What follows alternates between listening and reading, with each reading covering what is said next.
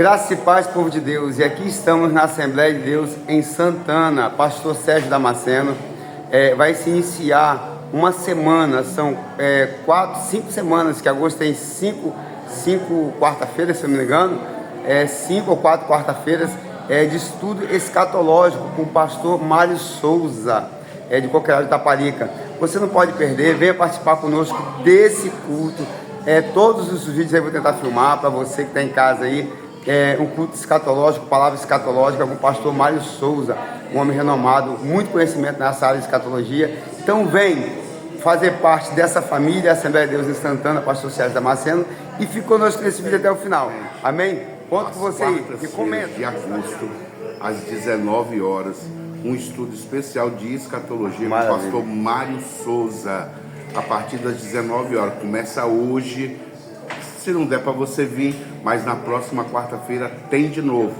Vem, traz mais um. E vem no culto e depois acompanha no canal o vídeo para você aprender mais ainda. Amém? Isso aí, vem. amém. Assembleia de Deus Santana, pastor Sérgio Damasceno, pastor Eduardo Brum, estamos aqui prontos para te receber da melhor forma possível. Vem, Assembleia de Deus em Santana. Vem, daqui a pouco. Abençoa, Senhor Jesus Cristo, nossos irmãos que estarão conosco.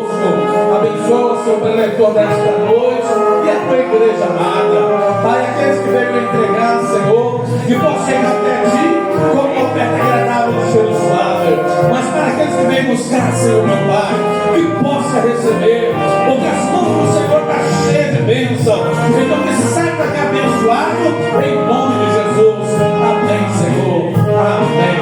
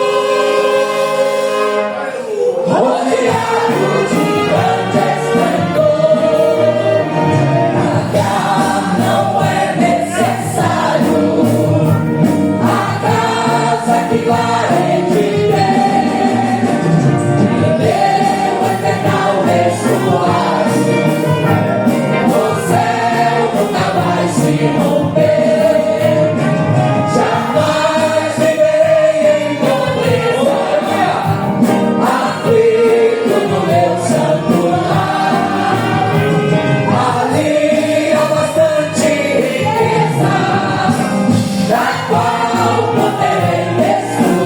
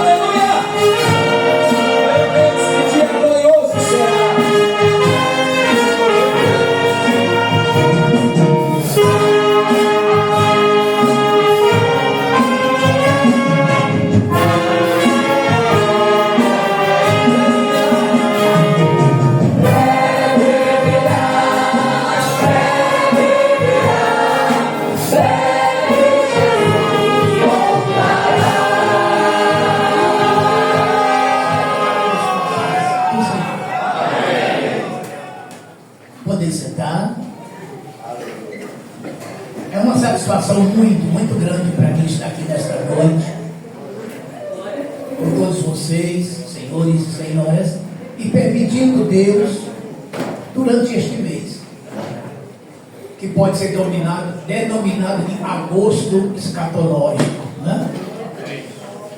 Muito bem. E se não der as 4 quartas-feiras, vamos entrar na quinta, na primeira de setembro. Glória a Deus. Vocês vão ver, irmãos, o quanto a escatologia ela é extensa, muito extensa. Mas, primeiro quero falar da minha satisfação em retornar aqui, onde sempre estivemos, desde os tempos áureos do pastor Renato, pode chegar. E agora já debaixo de uma nova gestão, né? Pastor Sérgio, pastor Eduardo e demais diretores desta casa. E então minha palavra se estende a todo o ministério e toda a membresia em geral. Mas falar do pastor Renato dispensa quaisquer comentários, né? Porque o que ele disse, a recíproca é verdadeira. É meu irmão, é meu amigo de longos anos, ao lado da irmã Celi e de toda a família. Pastor Adésio, nossos companheiros de muitos tempos, né? Trabalhando nesta obra. Meus amados, a Bíblia Sagrada, ela tem pelo menos 3 áreas de doutrinas fundamentais. Na área da salvação, onde acampa-se aí a soteriologia, paracletologia, cristologia e vai. É algo mais fácil de se ensinar. Também na área da fé, as doutrinas sobre a fé, que é muito vasta e se torna um tanto quanto complexa. E temos a área da escatologia. Esta, então, é de uma complexidade muito grande. Conforme disse o pastor Renato, é muito bom ter um bloquinho para anotações, porque temos que estudar não só esta área como as demais. Quando se fala de estudos, se fala de ler Bíblia, ter respaldo bíblico. Não é uma pregação aonde se mexe muito às vezes com o emocional. Aqui é uma questão de estudarmos, aprendermos, né? E para vocês verem como a doutrina, esta área da escatologia é longa. O que nós vamos dar aqui nessas 4 quartas-feiras, saibam, são porções. Porque analisem, temos pelo menos 8 doutrinas dentro desta área. Já começa as anotações aqui, se quiser alguém anotar. 1. A morte e o estado intermediário dos espíritos. 2. Os juízos de Deus sobre a humanidade. Só aqui nós temos 7 tipos de juízos, olha só. Aí vem o de número 3. O que será o de número 3 aqui? Doutrina da ressurreição. 4. A vinda de Jesus. Dessas 8, essa é a mais importante, e é aqui que nós vamos nos ater. 5. O milênio. 6. A revolta do diabo. 7. O santo estado eterno. E 8. As dispensações e as alianças. Está vendo? Alguém pode dizer, mas por que não está aqui o trono branco? É porque o trono branco está nos 7 juízos, que é o segundo lá, nesse sistema de 8. Vocês estão vendo, irmão? Para vocês terem uma ideia, esse 8º aqui, que são as dispensações e as alianças, eu tive dando essa matéria para Portugal o ano passado através do Zoom. Para vocês terem uma ideia, só essa parte da escatologia, que é dispensações e alianças, eu comecei ela uma vez por semana igual aqui. Comecei em agosto, terminei em dezembro. Agora imagine dar os 8 pontos aqui. Os juízos, por exemplo, para você ter uma ideia, tem 7 juízos. E cada juízo desse é uma aula de 1 hora. O juízo do pecador, o juízo do crente, ou seja, o julgamento do pecador, o julgamento do crente, o julgamento da igreja. 4, o julgamento de Israel. 5, o julgamento das nações. 6, o julgamento dos anjos caídos. E 7, o julgamento dos ímpios, o trono branco. Só dentro disso aqui. Aí vocês imaginem que cada juízo desse seria 7 aulas de no mínimo 1 hora. A morte e o mundo intermediário. Para falarmos do Hades, do Seol, do Tártaro, do Geena, do Tofete. O milênio. E etc. Né? Então vocês estão vendo que é uma área imensa. Isso é matéria para, se você for dar ponto por ponto, leva 2, 3, 4 anos num seminário. Então, na verdade, quando se fala assim, seminário de escatologia, exemplo deste, são porções, ótimas porções, principalmente aquelas fundamentais, centrais, né? Isso é muito, muito importante. Então, amados, neste caso aqui eu vou pular 1, 2 e 3, que é o primeiro, a morte e o estado intermediário. 2, o julgamento. E 3, no caso a doutrina da ressurreição, eu vou encaixar aqui, porque alguns textos aqui a gente pode puxar de um lado e levar para o outro, como no caso do juízo aqui, que nós vamos falar dos ímpios e tal. Lá na frente eu vou tirar dos 7 juízos para jogar nesses dias que nós iremos falar aqui durante este mês. É por isso que não é bom vocês perderem nenhuma destas aulas, para não perder aquele chamado, né? Perder o fio da meada. É muito interessante isso aqui, né? Então, amados, para a nossa meditação, já que vamos falar da segunda vinda de Jesus, vamos partir desse ponto. Vamos então ler 1 Tessalonicenses 4, de 13 a 18. Eu não sei se seria possível arrumar outro microfone para outros irmãos lerem, e mesmo no meio da igreja, quem tiver voz alta, forte, quem queira ler, vamos fazer uma integração aqui, uma participação boa, né? Louvado seja Deus. Eu sei que tem horário para terminar, né? Amanhã tem dia de serviço, mas se quiser, a gente vai até meia-noite, não tem problema. Mas não vamos não pode ficar tranquilo. Podemos lá, vamos então ler 1 Tessalonicenses 4, que vai ser a base, né, para hoje, a partir do versículo 13, estendendo-se até o versículo 18. Quem poderia ler? Então, arrumar um microfone aqui para ler aqui. Levanta a mão, quem quer ler? Pode ser qualquer obreiro também aqui, gente.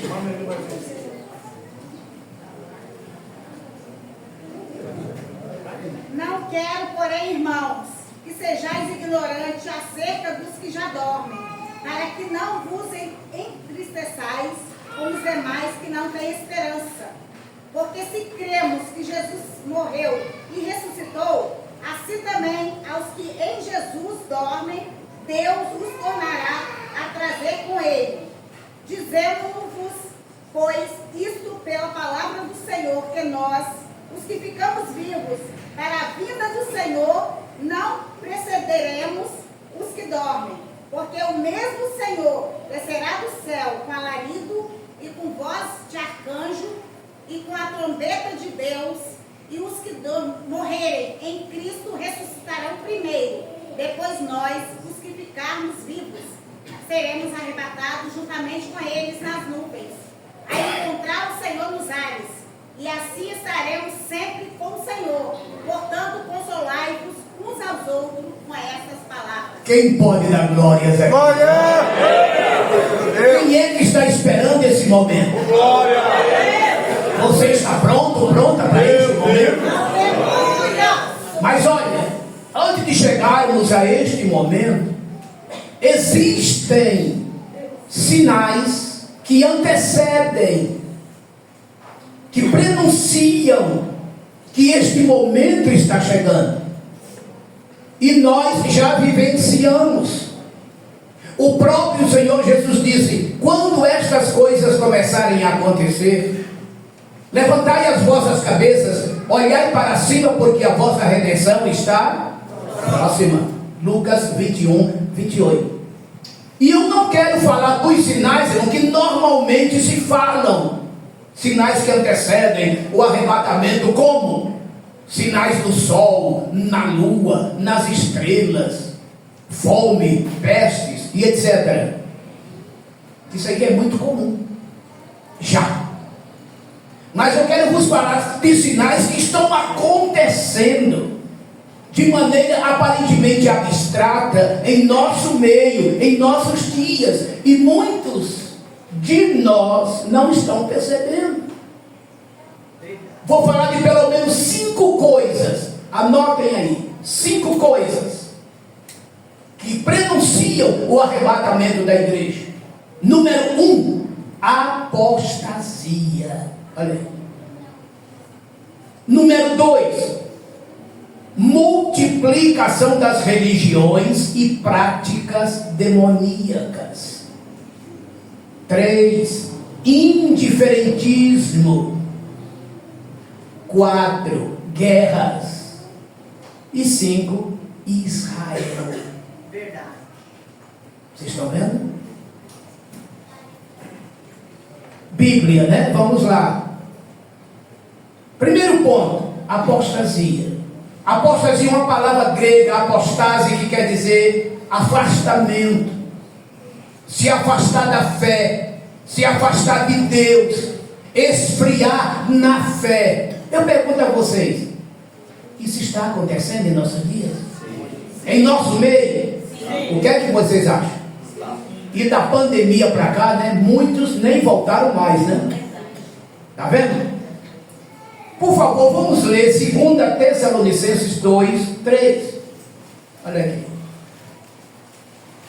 2 Tessalonicenses 2, 3. Quem achou pode ler para adiantar o expediente, viu? Aqui em cima do púlpito, aí no meio da igreja. Por favor. Ninguém de maneira alguma vos engane, porque não será assim, sem que antes venha a apostasia e se manifeste o homem do pecado, o filho da perdição. Gostei, é assim mesmo. Esse aqui, tá vendo? Tá vendo? A apostasia, o afastamento.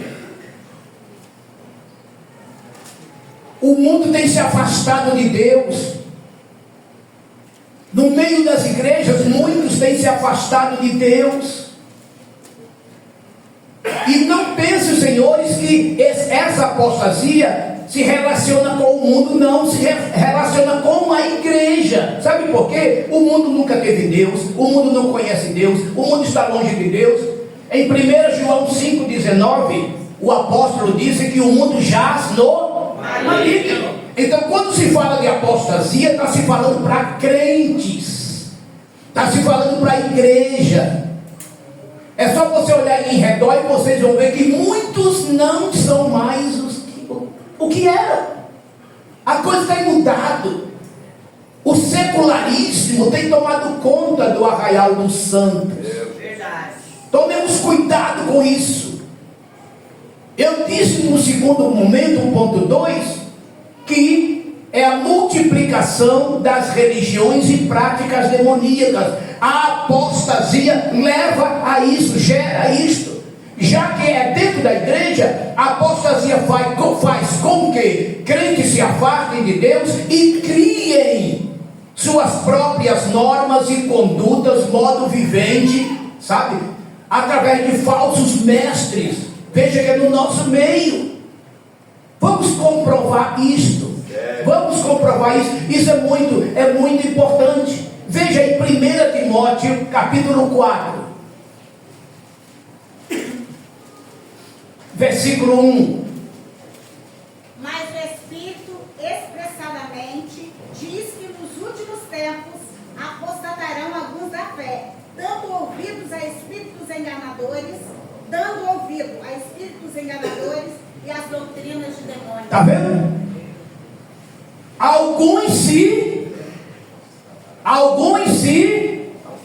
concluam, gente. Alguns se apostatarão da fé. O mesmo que se afastarão da fé, abandonarão a fé. E o que é que esses que vão se afastar da fé irão fazer? O que é que eles irão fazer? Paulo está dizendo aqui. Irão fazer o quê? Darão ouvidos a espíritos enganadores. E o que mais? Então é ou não é religiões multiplicadas? É ou não é práticas de demônios? Olha aí, práticas em nosso meio. Isso é muito sério, irmãos. Está acontecendo em nossos dias. Está acontecendo em nosso meio. E Paulo disse, nos últimos dias. Então estamos vivendo estes últimos dias, os quais se tornaram nas últimas horas, que avisam que Jesus está voltando. E aí, estamos prontos? O terceiro ponto aqui que eu citei é a insensibilidade das pessoas. Nunca se viu pessoas tão insensíveis quanto nos dias de hoje. Aí em todas as esferas, tanto fora quanto dentro da igreja. Vamos ver só um relatóriozinho aqui que Paulo nos apresenta. 2 Timóteo 3, de 1 a 5. Olha aqui que são epístolas pastorais. Paulo, usado pelo Espírito de Deus, advertindo o seu filho na fé o que aconteceria nos últimos dias, e que ele, Timóteo, deveria ensinar, assim como nós obreiros devemos ensinar. 2 Timóteo 3, de 1 até o 5. Sabe, porém, isto, que nos últimos dias sobrevirão tempos trabalhosos, porque haverá homens amantes de si mesmos, avarentos, presunçosos, soberbos, blasfemos, desobedientes a pais e mães, ingratos, profanos, sem afeto natural, irreconciliáveis, caluniadores, incontinentes, cruéis, sem amor para com os bons, traidores, obstinados, orgulhosos, mais amigos dos deleites do que amigos de Deus, tendo aparência de piedade, mas negando a eficácia dela. Destes afasta. Eita Jesus! Está acontecendo isso ou não? Sim. Está acontecendo ou não está? Meus irmãos, hein?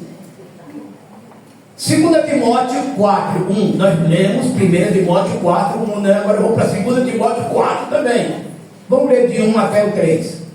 Conjuro-te, pois, diante de Deus e do Senhor Jesus Cristo, que há de julgar os vivos e os mortos, na sua vida e no seu reino, que pregues a palavra, instes a tempo e fora do tempo, redarguas, repreendas, exortes com toda a longanimidade e doutrina, porque virá tempo em que não sofrerão a sã doutrina, mas tendo comichão nos ouvidos, amontoarão para si doutores conforme as suas próprias concupiscências. Vocês estão vendo, irmãos? Obreiros, não desanimem, não desistam, ensinem, lutem, batalhem, porque, disse Paulo, chegará tempos, e eles chegaram, que essa gente não resistirá o que, irmãos? A sã doutrina. Esta sã doutrina vai provocar comichão nos ouvidos. E sabe o que eles vão fazer? Eles vão amontoar para si o quê? Eles vão pontuar o quê, irmãos? Doutores. Doutores. Isso quer dizer o quê, queridos? Por que temos que tomar cuidado? Porque são doutores. Doutores do capeta. Doutores dos infernos. E quando Paulo fala doutor ou mestre, Paulo está se referindo a homens hábeis, homens de muita cultura, homens de um poder de oratória muito grande, de convencimento muito grande. O diabo não vai usar ignorantes, não. Ele vai usar pessoas altamente treinadas. Olha os pastores coach por aí afora. A internet está cheia dessa gente ludibriando, enganando. E o pior é que muitos estão seguindo essa gente. Olha o que nos advertiu o apóstolo Pedro. Vamos lá agora, 2 Pedro capítulo 2. Gente, que texto atual. Não só estes de Paulo. Olha esse de Pedro agora, capítulo 2, de 1 a 3. Prestem atenção, que atualidade desse texto. 2 Pedro 2, de 1 a 3. Vamos lá. E também houve entre o povo falsos profetas, como entre vós haverá também falsos doutores, que introduzirão encobertamente heresias de perdição, e negarão o Senhor que os resgatou, trazendo sobre si mesmos repentina perdição. Para um pouquinho, viu só? Agora, olha o que Pedro diz agora, olha que alerta, começando o 2º versículo. Como é que ele começa? E muitos seguirão as suas dissoluções. Um momento, quantos irmãos? Muito. É pouca gente? Não. Quem está dizendo isso? É o pastor Renato? É o pastor Sérgio? Não. É o pastor Eduardo? Quem está dizendo isso? A palavra. Repita, irmão, versículo 2 e prossiga, vamos lá. E muitos seguirão as suas dissoluções, pelos quais será blasfemado o caminho da verdade. Olha. E por avareza farão de vós negócio com palavras fingidas, sobre os quais já de largo tempo não será tardia a sentença, e a sua perdição não dormita. Está vendo? Olha como começa o versículo 3. Por avareza. O mesmo que, por amor ao dinheiro, farão negócio de vós. Em outras traduções, farão comércio de vós. E Moisés está se cumprindo. Verdade. Sabe qual é a impressão que eu tenho? É que Pedro está agora vivo lá em Jerusalém, mandando essa mensagem pela internet. Meu Deus. Meu Deus. Nem o jornal de hoje é tão atual. Que o jornal de hoje, você já está velho, não dá? Olha que palavra atual. Parece que Pedro está vivo lá em Jerusalém, mandando essa mensagem para a internet, pela internet. Aí eu me lembro, gente, Pedro morreu. Tem 2000 anos que Pedro morreu, mas eu me lembro que Pedro morreu, mas quem inspirou ele está vivo. Eita glória!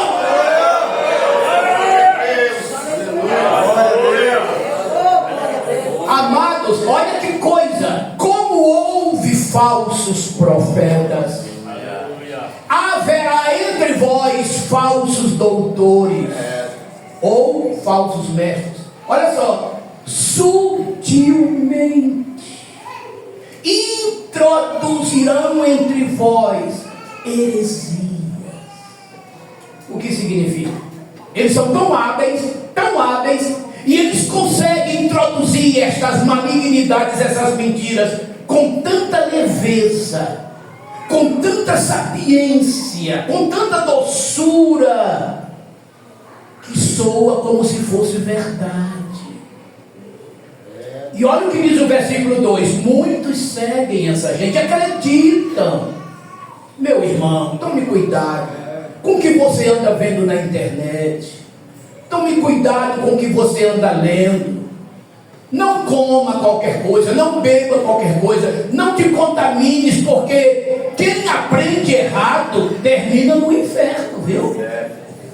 Não aprenda doutrinas erradas, mas eu não procurei isso, mas você está estudando com eles. E vou te dar um exemplo, não sou eu não, foi exemplo de Jesus, hein? Veja aí Mateus 23:15. É um texto que veio ao meu coração logo que eu me lembrei, e vai encaixar bem nisso aqui. Mateus 23:15. Olha a reprimenda que Jesus fez aos líderes, aos fariseus e aos escribas. Mateus 23:15. Quem achou, leia? Ai de vós, escribas e fariseus, hipócritas, porque percorreres o mar e a terra para fazer um prosélito, e depois de o teres feito, o fazeis filhos do inferno, 2 vezes mais do que vós. É terrível, não é?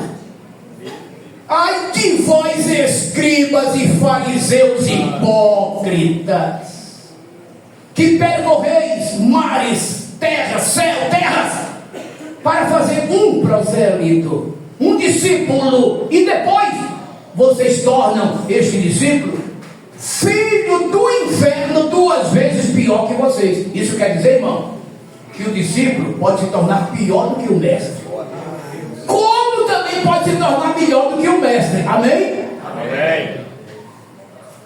Que você seja um discípulo melhor do que o teu bom mestre que te ensinou.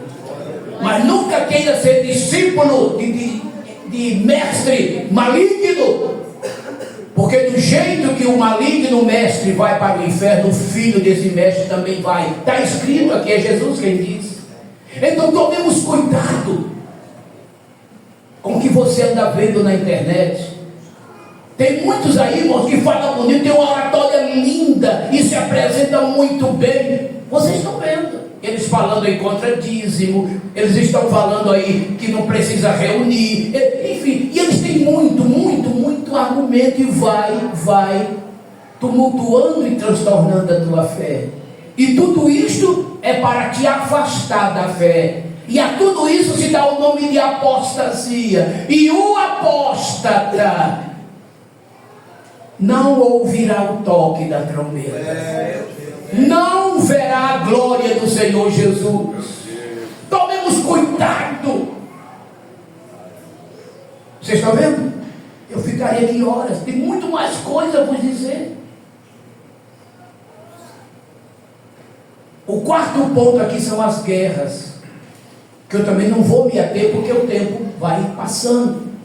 Mas vamos só citar aqui Mateus 24, versículo 6. Vamos ver se é o versículo 6. Por favor. Eu ouvirei de guerras, Olha, e rumores de guerras, olhai e não vos assusteis, porque é mister que tudo isso aconteça, mas ainda não é. Ouvireis de guerras, rumores de guerras. Vocês estão ouvindo ou já estão vendo? Hein? Está vendo? A Rússia na Ucrânia, a faixa de Gaza, é no Afeganistão, é aqui, é ali, é acolá. Preparem-se, né? E o quinto ponto, tudo isso antes de Jesus voltar. Esse quinto aqui então é Israel. Lucas 21, leiam versículos 29 e 30. Evangelho de Lucas, capítulo 21, versículos 29 e 30. São 3 capítulos escatológicos aqui nos evangelhos.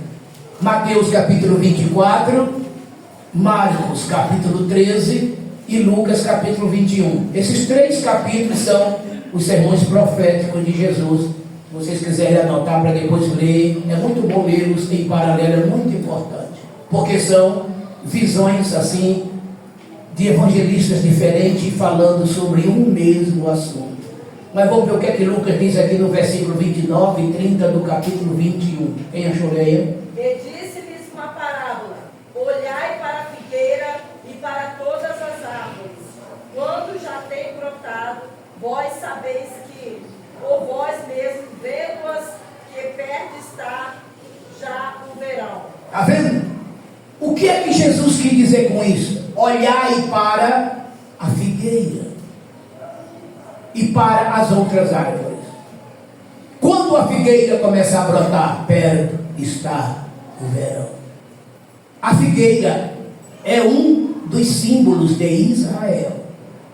Israel, por exemplo, é simbolizado em 3 árvores, podemos assim dizer. A videira esta aqui é a figueira e a oliveira, que está no capítulo 11 de Romanos. Essas três árvores simbolizam Israel. E a figueira lá em Israel, primeiro ela dá frutos para depois dar flores, folhas. Então, quando a figueira começava a brotar, ela já estava anunciando que o verão se aproximava. Jesus quis dizer que quando Israel começasse a florescer, está chegando ou estaria chegando o verão. Que verão? O verão do arrebatamento da igreja. Então Israel é o cronômetro de Deus. Isso já dizia o saudoso missionário Laurêncio Olson. Israel é o cronômetro de Deus. Então esse florescimento agora de Israel, essa restauração, irmãos, aqui, nesse tópicozinho, subtópico, eu precisaria desse tempo que eu vou gastar com você com outras coisas aqui, só para falar de Israel. Por que Israel? A partir de Abraão. Aqui entra até a dispensação. Da queda de Adão até Noé foram 10 gerações, 1656 anos. Quando chegou em Noé, estava tudo deteriorado. Deus não teve mais como se conter e teve que mandar juízo sobre a terra. De Noé a Abraão, 10 gerações também. Sendo que, olha como o tempo diminuiu. De Noé a Abraão, 1656 anos. De Noé a Abraão, 427 anos. Quando chegou em Abraão, já estava tudo deteriorado. Até a própria família do patriarca estava deteriorada, mergulhada na idolatria, ao ponto de Deus dizer: sai da tua terra, sai da casa dos teus pais, sai daí, que eu vou te levar para uma terra nova. Ou seja, eu vou fazer uma aliança contigo. Estava tudo podre. Glória a Deus, aleluia. Gênesis 12, de 1 a 4. Ele chama Abraão e faz com ele uma aliança. E ele disse que nele seriam benditas todas as famílias da terra. Ele estava falando sobre Jesus. E essa promessa que ele fez a Abraão, Gênesis 12, 3 e 4. Ele fez a Isaac, Gênesis 26, 4. Ele fez a Jacó, Gênesis 28, 14. Vou falar devagar para vocês anotarem. Gênesis 12, de 1 a 4. Gênesis 26, 4. Gênesis 28, 14. Ele repete o que disse a Abraão, repete a Isaac, repete a Jacó, porque desses três sairia a nação da qual viria Jesus, no qual seria abençoada todas as famílias da terra. Jesus! Então Abraão gerou Isaac, Isaac gerou Jacó, Jacó gerou Rubens, Simeão, Levi, Judá, Dan, Naphtali, Gade, Asser, Issacar, Zebulon, José, Benjamim. Daí uma nação surge, daí uma esperança nova, daí um povo escolhido, separado dentre os povos para servir a Deus. Êxodo 19, de 4 a 6. Anote aí, não dá para ler, o tempo não dá. Vocês estão vendo, eu estou correndo para chegar no arrebatamento, Jesus. Mas eu estou falando de sinais que antecedem. Mas anote aí, Êxodo 19, de 4 a 6. Eu falei de vocês, um reino sacerdotal. Se vocês me ouvirem diligentemente, guardarem os meus mandamentos, farei de vocês uma propriedade peculiar, um reino de sacerdotes. Está vendo? Então Deus escolhe um povo que havia sido deteriorado entre Noé e Abraão. E sabe o que acontece? Esse povo lá do Egito ficou 430 anos, olha aqui, a partir de Abraão, mais 40 anos no deserto, 470, mais 30 anos de distribuição da terra lá, aí vai para 600, né? 510, não, 500 anos redondinho, 430, mais 40 de deserto, 470, mais 30 para distribuir a terra, 500. Sabe o que aconteceu com 500 anos daquele povo? Aí eu quero que vocês leiam Juízes 2:10. Juízes 2:10. Rápido. E foi congregada toda aquela geração a seus pais, e outra geração após ele se levantou, que não conhecia o Senhor, nem tampouco a obra que fizera a Israel. Vocês estão vendo? Deteriorização total. Aí vem os Juízes 375 antes de Cristo, 1375 a 1050. E se vocês lerem Juízes, como andava esse povo? Só para vocês terem uma ideia, Juízes 21, o último versículo, olha como termina o livro. Juízes 21, é o versículo 25 ou 26, né? Vê aí, como termina o livro. Olha como estava o povo.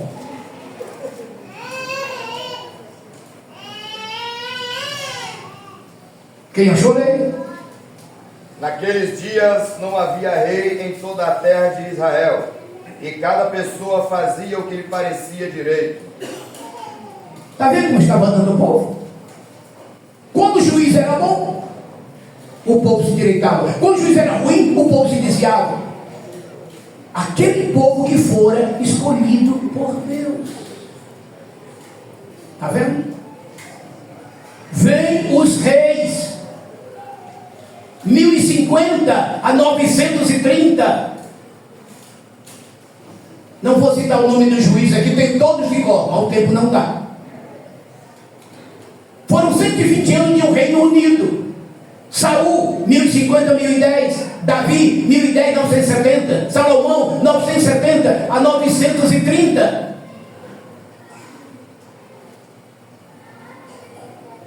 Em Salomão você vê que a coisa se deteriora. Sempre uma esperança. Davi foi uma esperança. Olha o filho dele, Salomão. Salomão casou com quantas mulheres? Eu não sei se os problemas de Salomão eram as 1000 mulheres ou as 1000 sogras. Vocês estão vendo? 930 o reino se divide. O reino se divide em 930. 10 tribos ficam no norte e 2 ficam no sul. O norte chamado Israel, capital se chamou Samaria, e o sul Judá, capital Jerusalém. Os reis do norte, nenhum era descendente de Davi, nenhum, todos ruins. Jeroboão, Nadab, Baasa, Liá, Onri, Acabe, Acasias, Jorão, Jeú, Jeoás, Jeoacás, Zacarias, está vendo? Manaém, Pecanias, Peca e o rei Oséias. 930, 728, idolatria pura. Israel vai para a Síria. O reino do sul fica por mais 116 anos, de 930 a 606. Roboão, Abia, Asa, Josafá, Jeorão, Acasias, Joás, Amazias, Jotão, Acais, Ezequias, Manassés, Amon, Josias. Depois Jeoás, Eliaquim, Joaquim, Zedequias, Babilônia. No ano 606, ainda com Daniel vivo e presente, com 16 anos, é claro, apenas, foi levado ele, Ananias, Misael e Azarias para a Babilônia. 606, 597, outra turma, foi com Ezequiel. 586, a última turma, quando Nabucodonosor pela terceira vez invade Jerusalém, destrói o templo, acaba com tudo. 70 anos depois, em 516, outro templo é reconstruído por Zorobabel, que vai até o ano 70, quando é destruído por general Tito. Mas veja que da ida de Babilônia para frente, Israel nunca mais voltou a ser reino, tornaram-se vassalos da Babilônia, da Pérsia, da Grécia, de Roma. E sendo que no ano 70, o general Tito, sob a dinastia do seu pai, o Vespasiano, Flávio Vespasiano, destrói o templo, e todo Israel é disperso para todas as nações. No ano 135, o imperador Adriano, ele invade Jerusalém, mata mais 500 mil judeus e tira do mapa o nome Judeia e coloca a Palestina, que está até os dias de hoje, em homenagem aos filisteus, um povo que já não existia mais. E veja que Israel ficou fora da sua terra dos anos 70 até agora, 1948, 1878 anos longe da terra. É por isso que virou um vale de ossos secos, capítulo 37 de Ezequiel. Veja como é linda a Bíblia. 1878 anos fora da terra, até como profetizou Isaías, num dia só nasce uma nação. Eita glória! Num dia só, no dia 29 de novembro de 1947, uma assembleia na ONU presidida pelo brasileiro Oswaldo Aranha aprova o Estado de Israel. De novembro a maio foram os preparativos, e no dia 14 de maio, Israel é gritado, é proclamado a sua independência.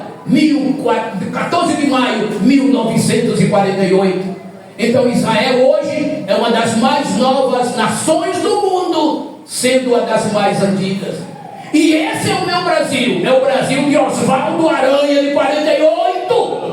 Não é esse Brasil de hoje, não. Meu Deus. Desse governo aí, que é contra Israel. Vocês estão vendo? É aqui nesse 48 que cumpre o que Jesus disse: a figueira vai começar a brotar.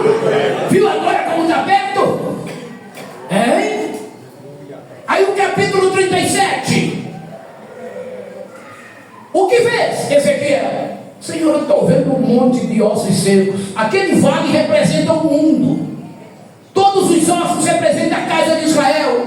Tu crês que estes ossos têm vida? Senhor, só tu sabes.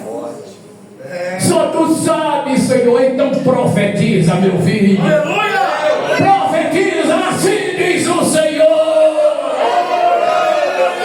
E na medida que eu fui profetizando, houve um grande reboliço no vale. Imagine agora aquele estalar de ossos, irmão. Imagina aquela multidão de ossos.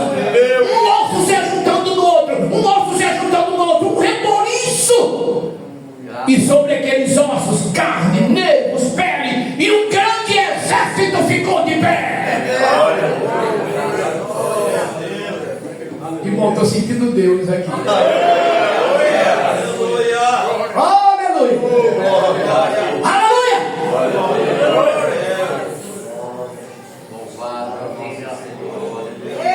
Isso está em Ezequiel 37. Se você quiser abrir a Bíblia acompanhando, é bom. Porque para ler complica, né?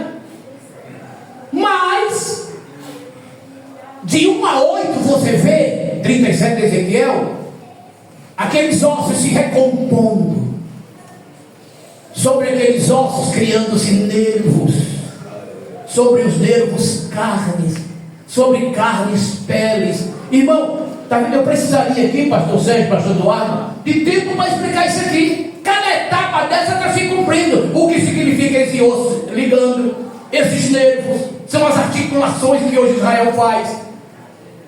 Sabe? A carne que é Israel. E sabe o que é? A pele é o acabamento de Israel, com tudo pronto, inclusive com seu poderoso exército. Agora eu quero que você veja, porque vamos ver Ezequiel 37, vamos ver o versículo 8 e 9. Vamos lá. Quem achou Ezequiel 37? O que eu narrei está tudo de umas coisas. Agora vamos ver o 38 e 39. Vamos lá. E olhei, e eis que vieram nervos sobre eles, e cresceu a carne, e estendeu-se a pele sobre eles por cima, mas não havia neles espírito. Pare um pouquinho. Mas não havia o quê? Espírito. É o Israel de hoje. Está lá Israel todo pronto. Um exército dos mais poderosos do mundo. Um sistema de inteligência dos mais sábios e profundos do mundo. Os maiores e melhores sábios, cientistas estão ali. Mas o Espírito não entrou neles. Você sabe por que o Espírito não entrou neles? Porque o Espírito está aqui na igreja. Aleluia! Eita glória! Deus ele faz tudo certinho. Agora esse Espírito vai pegar esta igreja e quando o Espírito subiu o Eliezer entregar Rebeca ao Isaac, está entendendo a tipologia? Gênesis 24. Aí agora a noiva está entregue, tá? Agora o Eliezer vai se debruçar sobre Israel. Olha o que diz o versículo 9. Leia agora o 9. Vamos lá, 9 e 10. E ele me disse: profetiza ao Espírito, profetiza, ó filho do homem, e dize ao Espírito: assim diz o Senhor Deus: vem dos quatro ventos, ó Espírito, e assopra sobre estes mortos, para que vivam. Aleluia! Sopra! Aleluia! É a igreja subir e Israel se despertar. Meu Deus. E nós vamos falar isso quando estiver na grande tribulação, tá bom? Vocês estão vendo? Vamos parar nesse ponto aqui de Israel, porque para esse Espírito entrar aqui, a igreja tem que subir. Meu Jesus. Amém? Então vamos interromper aqui, nós vamos voltar aqui. Vamos parar aqui. É por isso que Israel está ali. E Paulo disse, olha, lendo Romanos 11, é bom ser ler com calma, versículo 9, 10, 11, e depois lá o versículo 26 e 27. O endurecimento veio em parte sobre Israel, para que através da sua queda viesse a glória dos gentios. E se a queda de Israel é a glória dos gentios, imaginem o seu apogeu. O que é que Paulo quer dizer com isso, irmãos? Se Israel visse que Jesus era o seu Messias, entendessem que Jesus é o seu Messias, eu pergunto à igreja: Israel mataria Jesus? O que é que vocês acham? Sim ou não? Não. E se Jesus não fosse morto, quem é que morreria por você? Coisa séria, meu Deus. Está vendo aí? Então foi necessário que Israel não visse Jesus como Messias. Meu Deus. E eles tinham um argumento. A Bíblia diz que maldito é aquele que morre pendurado no... E Jesus morreu pendurado aonde? Aí o judeu diz: como é que pode o nosso Messias ser maldito? Não pode ser ele. Meu Deus, é forte. Olha como o negócio é, tá vendo? E olha, tudo... Vocês estão lendo as revistas da nossa escola dominical, não estão? Vocês viram o que foi que Pedro disse na cura daquele paralítico? Leia lá o capítulo, acho que é o capítulo 3, né? Versículo de 15 a 16. Quando Pedro diz assim: olha, vocês estão admirados porque Jesus deu saúde a esse homem? Eu quero dizer para vocês que esse homem que está vivo aqui, quem curou ele foi aquele que vocês e vossos príncipes mataram, crucificaram. Mas eu quero dizer para vocês que nem vocês, nem vossos príncipes têm culpa. Foi Deus que quis assim. Aleluia. Ele tinha que morrer para ressuscitar. Ele tinha que morrer para me salvar, para te salvar, para nos salvar. Aprove ao Pai. Lendo Atos capítulo 4, versículo 26 e 27, eu acho que foi a lição desse domingo agora, quando ele disse: olha Senhor, eles orando, Olha, Senhor, eles se levantaram contra o teu ungido, Pôncio Pilatos, os sacerdotes, Herodes, os gentios, todo Israel, mas tudo aconteceu conforme tu já havias determinado. Eita glória! E Jesus mais que ninguém sabia. Um dia Jesus olhando para Jerusalém disse: Jerusalém, Jerusalém, como tu matas os profetas e aqueles que são a ti enviados, e como eu quis te proteger, como uma galinha protege debaixo das suas asas os seus pintinhos. Mas olha como ele termina: mas isto está encoberto aos olhos deles. Jesus sabia, irmão. Quando Pedro meteu a espada que arrancou fora a orelha daquele moço, o que é que Jesus disse? Pedro, meta a tua espada na bainha. Quem com ferro fere, com ferro será ferido. Olha, Pedro, se eu pedisse ao Pai, Ele me mandaria 12 legiões de anjos. Bastava um só matou 180 mil assírios, 185 mil. Imagina 12 legiões. Se eu pedir ao Pai, Ele manda. Mas sabe, Pedro, para isto eu vim. Jesus sabia ou não sabia? E ele diz, lendo lá em João capítulo 10, ele diz assim: eu dou a minha vida e tornarei a tomá-la. Esse é o nosso Jesus. Então Israel, não entendendo, não compreendendo, o matou. E glória a Deus por isto, porque ele morreu e nele tornou-se bendita todas as famílias da terra. Cumprindo-se literalmente. Gênesis 12, 3 e 4, Gênesis 26, 4, Gênesis 28, 14. Pronto. Israel está pronto.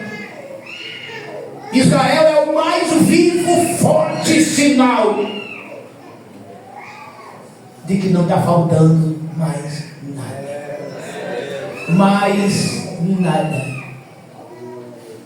E de repente,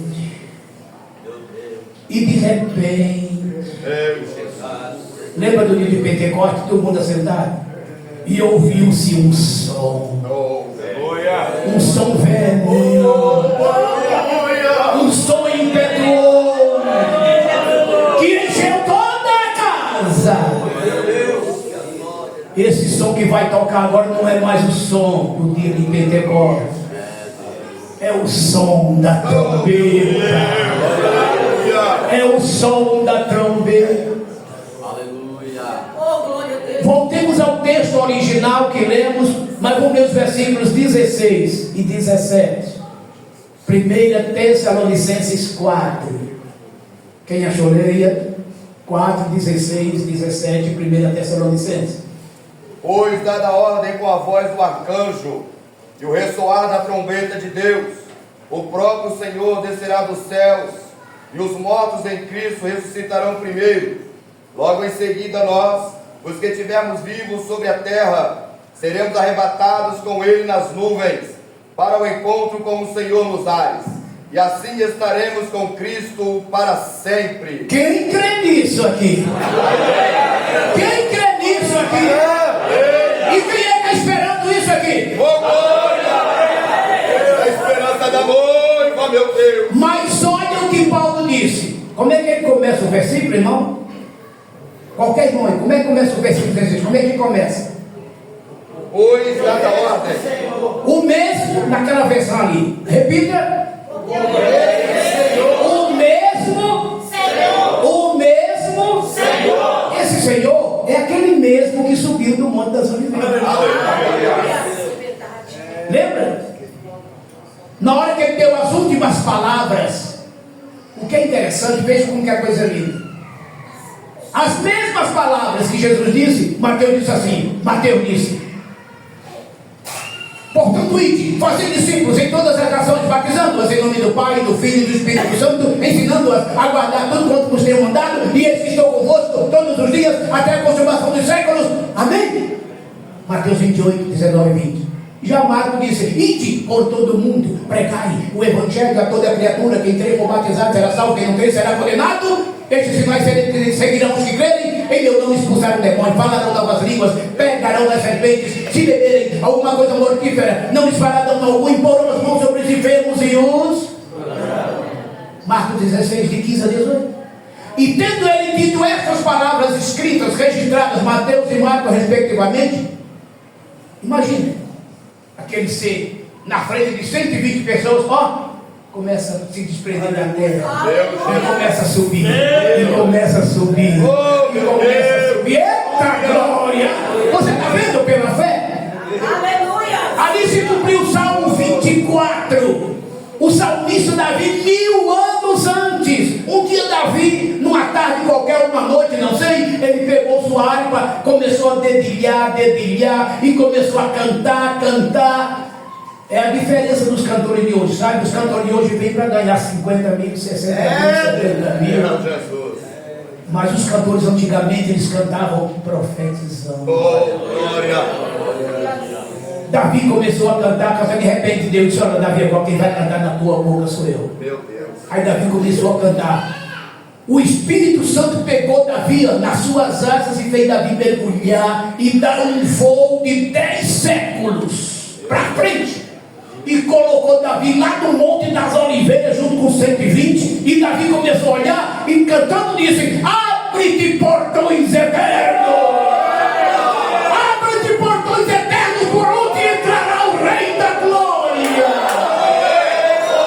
Quem é esse Rei da Glória? O Senhor dos Exércitos, Jeová Sabaote. Ele é o Senhor dos Exércitos. Abre-te portões eternos, por onde entrará o Rei da Glória.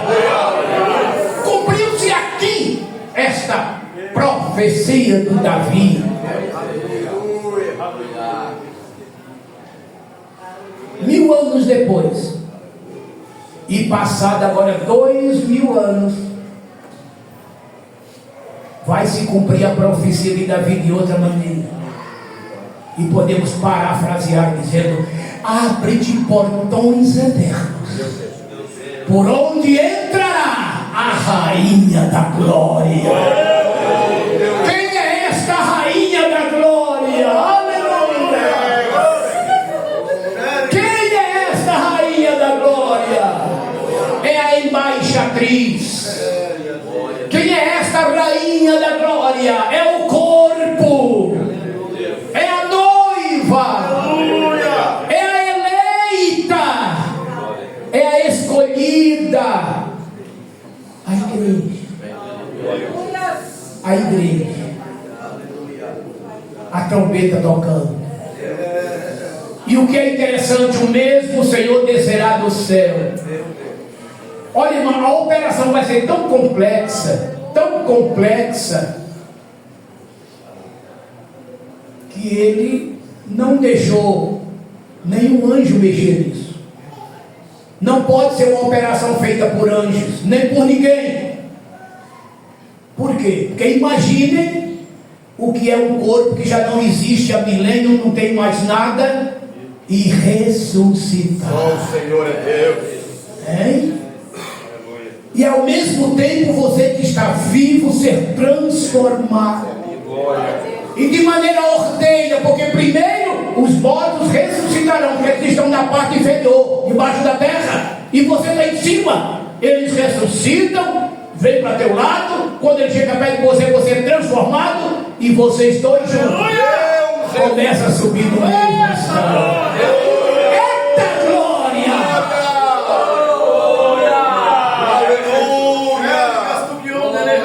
Isso é lindo demais, maravilhoso demais. Aleluia! Grande Deus! E olha bem essas coisas: alarido, voz de arcanjo, trombeta de Deus. Esse alarido é para os crentes, só os crentes ouvirão. A voz de arcanjo diz respeito aos judeus na sua segunda vinda, na sua segunda fase. E a própria trombeta de Deus já é algo mais generalizado, porque Deus, Jesus, virá para a igreja como noivo, virá para os judeus como Messias, mas virá para as nações como Rei dos Reis, que julgará e dominará por 1000 anos. Está vendo, irmãos? Aqui esse texto que Paulo escreve, olha o ministério profético de Paulo aqui. Ele descreve com minúcias como se dará o processo. E é nesse texto de Paulo o único texto que mostra o local exato do encontro. Não tem mais em nenhum outro lugar. Vamos repetir o versículo 17? Quem vai ler? Depois nós, os que ficarmos vivos, seremos arrebatados juntamente com eles nas nuvens. Aonde? Nas nuvens. Pronto, olha aqui o local do encontro. Oh, glória. Só aqui está escrito isso. Paulo definiu por revelação divina onde será o local do encontro. Então, amados, a segunda vinda de Jesus, ela se divide em 2 fases, ou 2 etapas. A primeira é esta que estamos falando aqui agora, o arrebatamento da igreja, ou rapto da igreja, tomada de assalto. Aleluia. A segunda fase vai ser quando Jesus descer com a igreja para estabelecer o julgamento das nações e o milênio. São 2 as fases. A primeira é o arrebatamento, é a fase invisível. E depois a segunda fase é a fase visível, que todo olho verá. Está vendo? O espaço da primeira fase para a segunda é 7 anos. 7 anos. A igreja passará 7 anos no céu e depois descerá para o milênio com Jesus. Enquanto a igreja estiver em delícias do céu, na terra haverá a grande tribulação, nunca vista antes, onde todo Israel será julgado. Aqui está naquela série, no juízo de Deus sobre a terra, o julgamento de Israel. Esse povo será terrivelmente julgado por Deus para serem salvos, e eles se converterão no final da grande tribulação, que será assunto talvez, quem sabe, para a próxima quarta-feira, quando estaremos falando da grande tribulação. Mas aqui estamos presos a este ponto, a esse primeiro momento, um termo grego, parousia, para o arrebatamento. Já a segunda fase se chama epifaneia, que é revelação, 7 anos depois. Então subiremos aqui. Quem já foi em Israel aqui, gente? Que silêncio. Ninguém foi para Israel aqui? Ainda? Vocês não foram por quê? Olha para mim. Não é? Mas é uma notícia para vocês. Oh, glória. Se você permanecer fiel, você vai subir no Brasil, você vai passear no céu 7 anos e vai descer no Monte das Oliveiras. Você não vai pegar um avião em Vitória e ir para São Paulo e voar para baixar lá no aeroporto da Vida em Curió, lá em Israel e Tel Aviv. Você vai pousar no jartão de Jesus no Monte das Oliveiras. Quem quer estar lá? Quem deseja estar lá?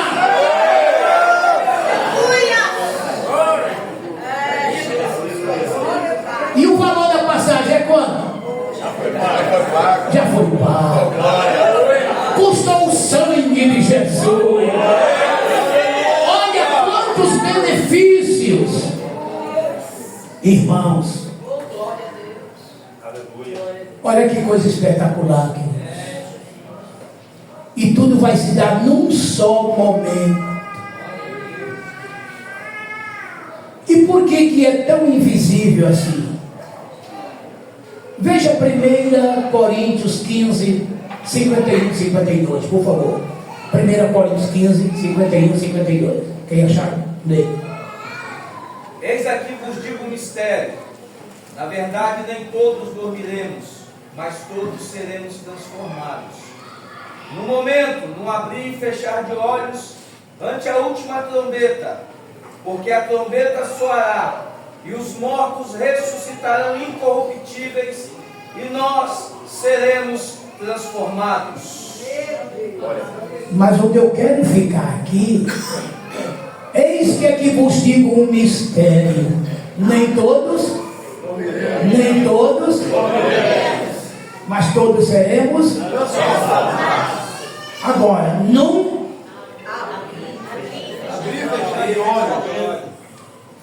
em um abrir e fechar, em um abrir e fechar. Pisca o teu olho bem rápido. Meu Deus. Quantos minutos você levou?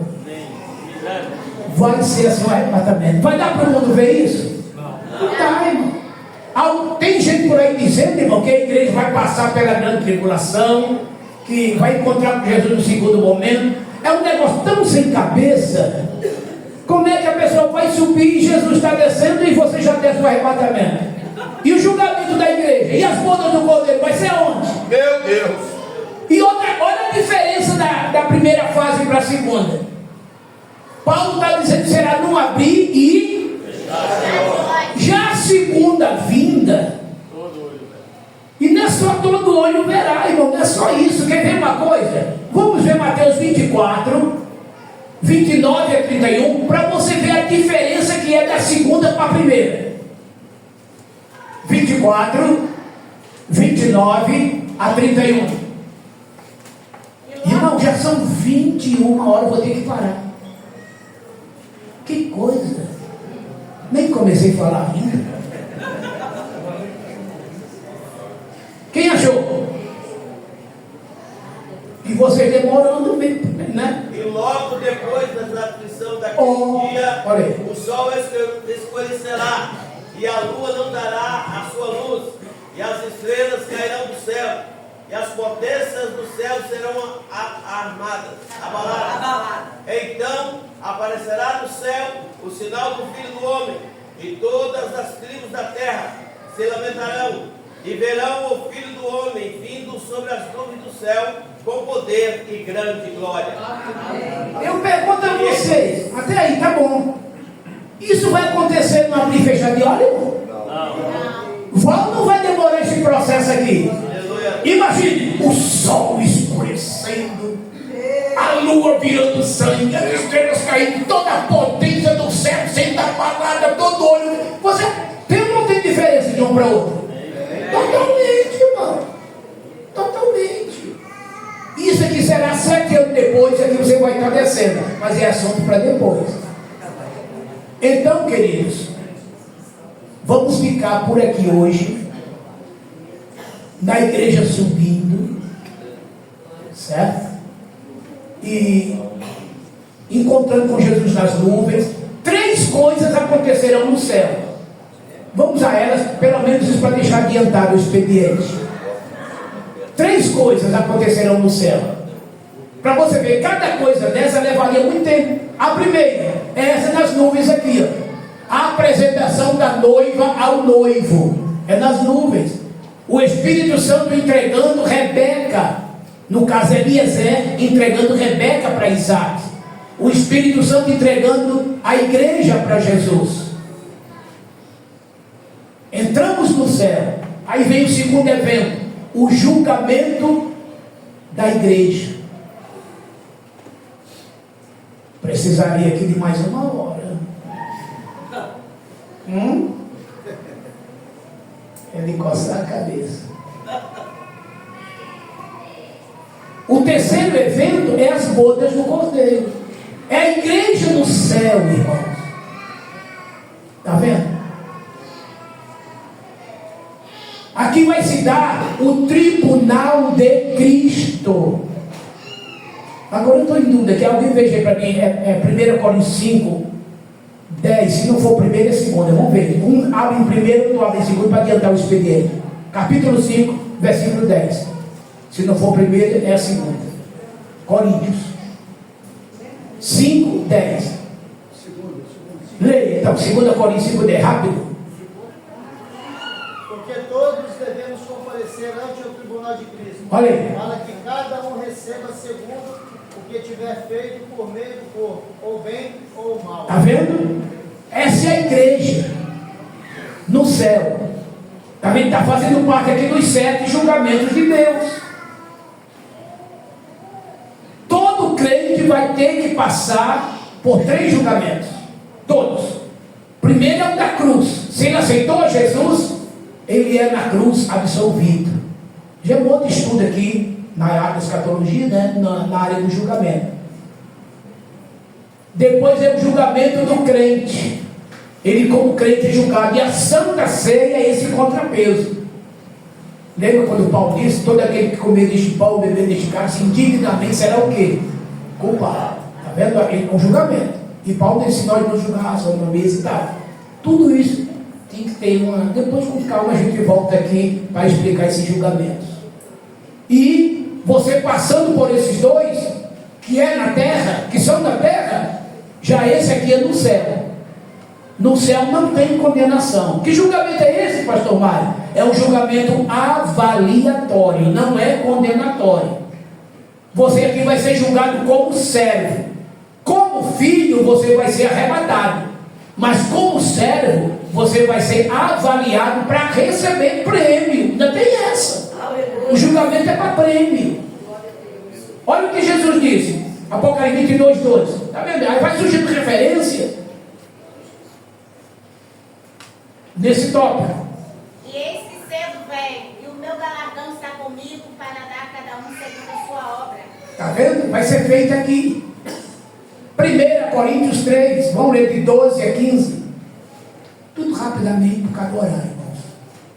E se alguém sobre esse fundamento formar um edifício de ouro, prata, pedras preciosas, madeira, feno, palha, a obra de cada um se manifestará. Na verdade, o dia a declarará, porque pelo fogo será descoberta, e o fogo provará qual seja a obra de cada um.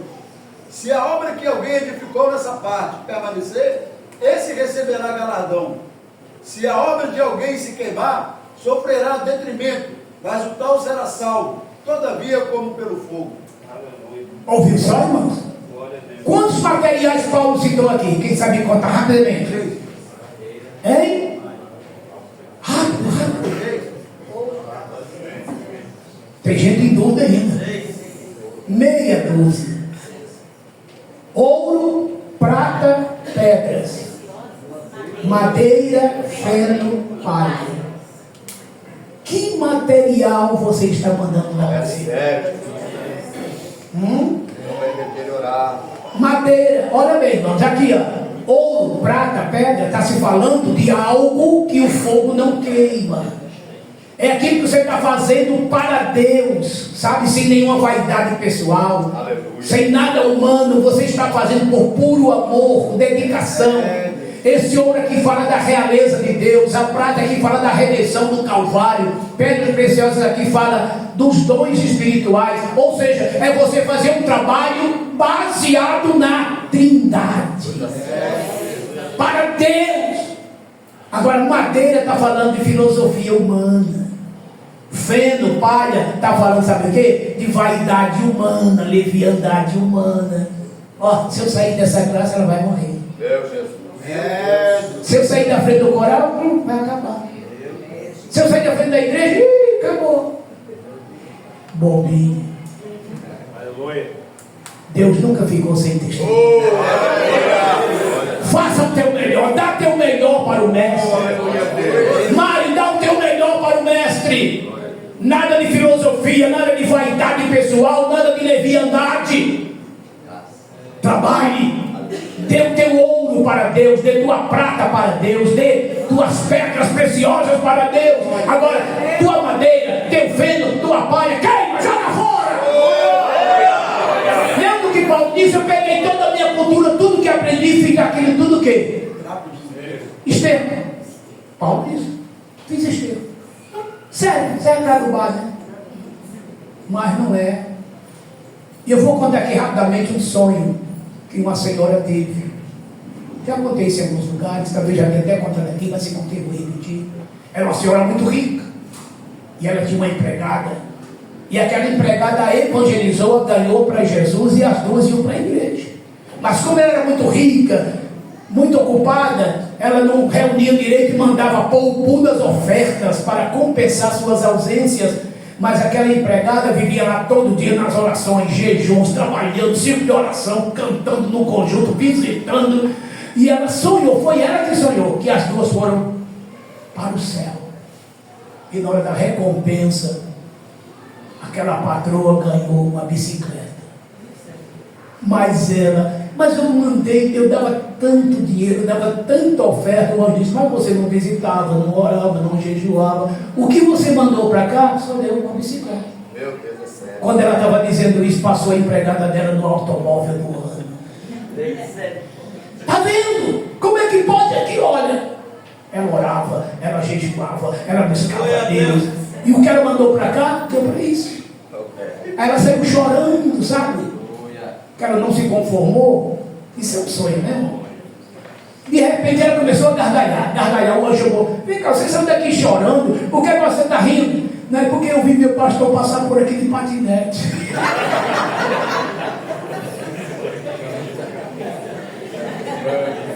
Adiantou ser pastor? Vocês estão vendo? O que é que estamos mandando para o céu, irmão? Vai dar para a bicicleta, vai dar para o carro, para o patinete. Hein? É claro que biblicamente não é nada disso, mas ilustra, só para ilustrar. O meu galardão está comigo para dar a cada um segundo a sua. E que obra estamos mandando para lá?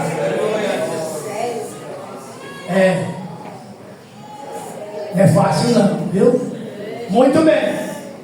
Após esta avaliação terminada, vão sair dessa sala e vão para outra. Uma outra lindíssima. E certamente vai estar escrito lá na porta, sois bem-vindos à sala. Aleluia. E é isso, uma grande mesa naquela sala. E Jesus disse, vocês se lembram quando Jesus disse? Muitos virão do Oriente, outros do Ocidente, e assentar-se-ão à mesa com Abraão, Isaque e Jacó. Naquela grande mesa vai ter gente do Oriente e do Ocidente. Todo mundo assentados naquela mesa para a grande ceia. Vocês se lembram quando Jesus falou na sua primeira e última ceia, né? Desde agora não beberei mais do fruto da vide, até que eu beba de novo convosco no reino do meu Pai. Mateus 26, né? De 26 a 30. Mas olha o que diz aqui Apocalipse 19, de 7 a 9. Apocalipse 19, de 7 a 9. Está escrito: alegremo-nos, regozijemo-nos, porque vindas são as bodas do Cordeiro, e a sua esposa já se aprontou. E foi-lhe dada neste linho puro, fino, resplandecente, pois o linho fino é a justiça dos santos. Bem-aventurados os que são chamados à ceia das bodas do Cordeiro. Quem é que já tem esse convitinho aí? Glória a Deus. Estaremos lá, irmãos. Todo mundo ali, aí você vai poder ver, contemplar Abraão, Isaque, Jacó. Aí você vai ver Isaías, Jeremias, Ezequiel, Daniel, Oséias, Joel, Amós, Obadias, Jonas, Miqueias, Naúm, Abacuque, Sofonias, Ageu, Zacarias, Malaquias, Mateus, Marcos, Lucas, João, Paulo, Tiago, Judas, Pedro, etc. E de repente alguém entra naquela sala pisando forte. Aleluia. E se assenta a cabeceira da mesa. Quem é aquele que está sentando a cabeceira da mesa? Conforme está no Apocalipse 5, e eu, João, chorei, porque não tinha ninguém que pudesse desatar o livro e os seus selos. Mas uma voz me disse: não chores mais, aqui está o leão da tribo de Judá, o cordeiro que morreu, mas reviveu, e com teu sangue comprou para Deus homens, mulheres de todos os povos, raças, tribos, línguas e nações. É Ele que está à cabeceira da mesa, o seu sorriso, o seu rosto alegre, dando-nos bem-vindo àquele banquete. É o casamento simbólico do cordeiro com a sua esposa, a igreja, sua amada. Entendeu agora porque é que a igreja também não vai passar pela grande tribulação? Tem gente dizendo que vai passar, é mentira! E nós vamos falar isso na próxima semana. Os judeus vão passar porque rejeitaram a Jesus. Os judeus vão passar porque foram idólatras. Mas quer ver uma coisa só para desfazer isso? Vocês acham que o noivo vai querer derramar sua ira sobre a sua amada? O que é que vocês acham? Porque a Bíblia diz que o Apocalipse, o que vai acontecer é a ira do Cordeiro sobre a terra. A ira de Deus e do Cordeiro. Esse Jesus que hoje ele diz: eu sou manso. O Cordeiro manso? Vocês nunca viram o Cordeiro irado.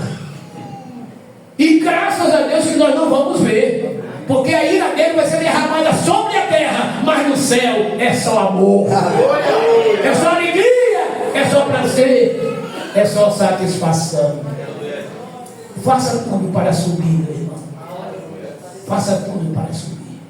Ficou faltando um negocinho aqui que nós vamos no próximo falar, porque é a doutrina da ressurreição. A primeira e a segunda.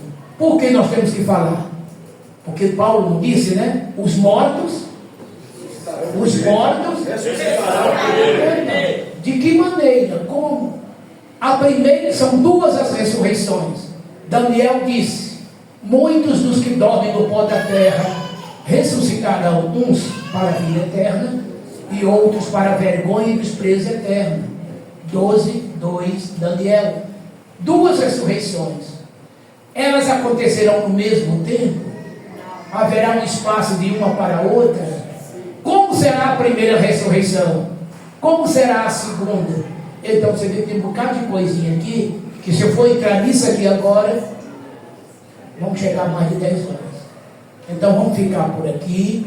A igreja subiu, a igreja está no céu, já foi avaliada, recebeu o galardão, já participou das bodas do Cordeiro. Estamos lá, vou deixar vocês no céu. A semana que vem vamos falar do que vai acontecer na terra, a grande tribulação.